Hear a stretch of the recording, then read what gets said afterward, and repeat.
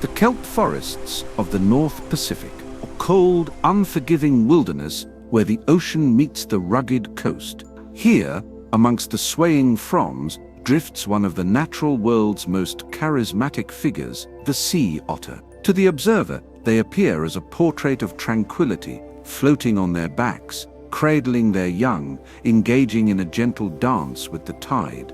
They are the very image of aquatic innocence, but in the wild, beauty is often a mask. Beneath this soft, charming exterior meets the heart of a relentless conqueror. We project our human values of peace and love onto these animals, blinded by their appearance. Yet, to survive in these freezing depths, the otter cannot afford to be gentle. It must be a machine. And if we look closer, past the playful facade, we find a predator as ruthless as any shark in the deep. The truth is this: otters are not gentle. They are not peaceful. They are apex predators with metabolisms so demanding, so relentlessly hungry, that they must consume 25% of their body weight every single day just to survive. That is not a quirk of nature. That is a death sentence for everything around them.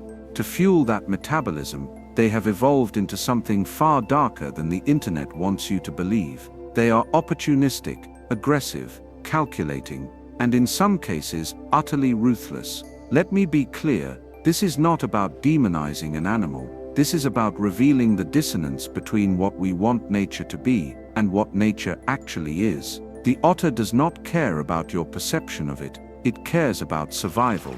And survival, in the animal kingdom, is written in blood. Sea otters live in one of the most thermally demanding environments on the planet. Unlike seals or whales, they have no blubber to insulate them from the freezing waters of the North Pacific. Instead, they rely on the densest fur of any mammal on Earth, up to 1 million hairs per square inch.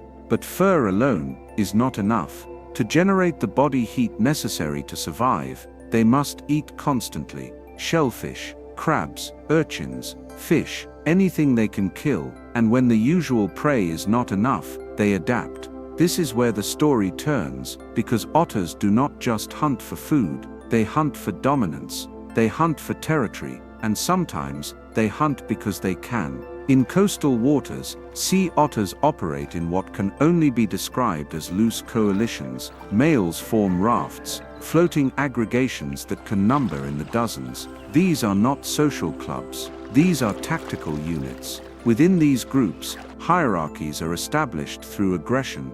The largest males control the best feeding grounds. They patrol their territories with an intensity that borders on paranoia. And when threats emerge, they respond with coordinated, calculated violence. At a zoo in a controlled environment where otters and primates share adjacent enclosures, cameras captured something that should never have happened. Monkeys, playful and curious by nature, began approaching the water's edge. They teased the otters, splashed at them, tested the boundary. For a moment, nothing happened. The otters floated, watching, patient, and then, without warning, they struck. One otter surged forward and seized a monkey by the limb, dragging it into the water with terrifying speed. The monkey had no chance. Within seconds, more otters joined. They did not bite to release. They did not retreat. They held the animal underwater in a coordinated effort, rotating positions, ensuring it could not surface. This was not panic.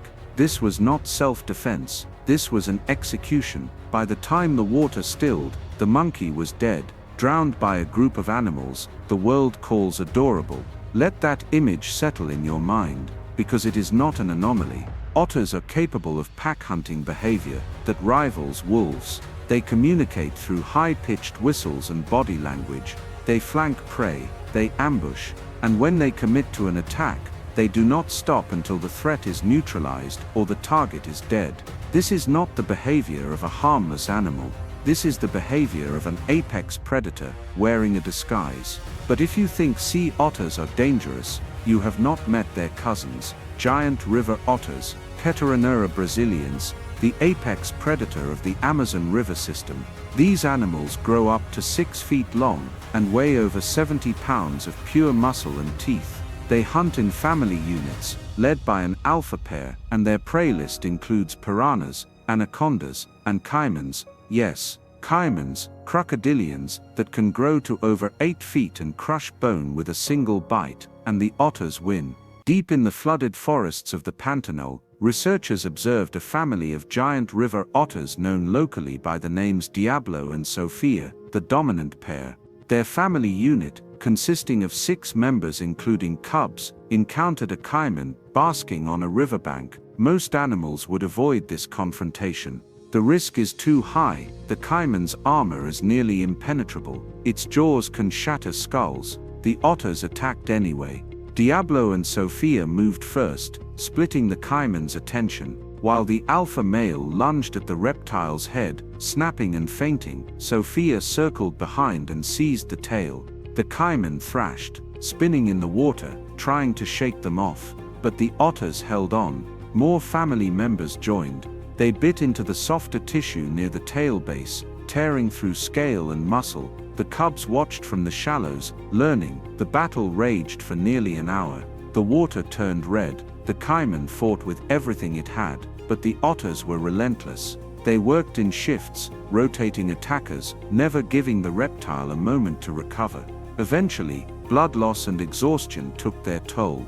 The caiman slowed, stopped thrashing, and the otters finished it. But victory came at a cost. 2 of the cubs, too young, too eager to prove themselves, had gotten too close during the fight. One was struck by the caiman's tail. The other was caught in the death roll. By the time the adults killed their prey, 2 of their own were gone. This is not a story of heroism. This is a story of violence as a way of life. Giant river otters do not kill caimans for sport. They kill them because they are competition, because they are threats to the cubs, because in the Amazon, dominance is the only currency that matters. And these otters have written their dominance in the corpses of predators that should by all logic be untouchable.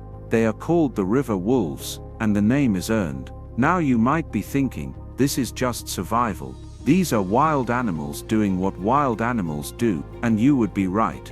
But here is where it gets more disturbing, because otters are not just strong. They are intelligent, dangerously so. To study sea otters up close, without disturbing their natural behavior, researchers deployed an animatronic otter, a spy camera, disguised as one of their own. The fake otter was accepted into the group almost immediately, and what it recorded was a masterclass in tool use and problem solving.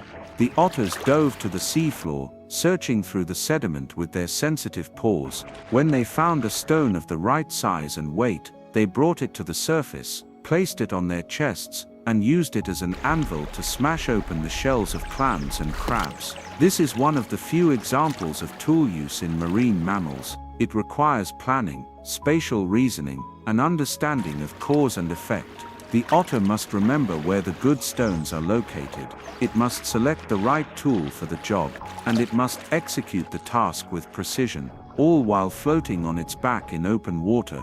This is not cute. This is weaponized intelligence, an animal that can solve problems, use tools, and coordinate group attacks, is not a harmless creature. It is an evolutionary success story built on adaptability and aggression. The same intelligence that allows an otter to crack open a clamshell allows it to strategize during a hunt, to anticipate the movements of prey, to outthink animals larger and more powerful than itself. And that intelligence has a darker application, because otters do not limit their aggression to hunting. Male sea otters, particularly younger males without established territories, exhibit behaviors that can only be described as violent and coercive. During mating, males will bite females on the nose to hold them in place, often inflicting severe injuries that leave permanent scars. In some cases, females drown during these encounters. But it does not stop there. Males have been observed attempting to mate with juvenile seals, holding them underwater in the same manner, often killing them in the process.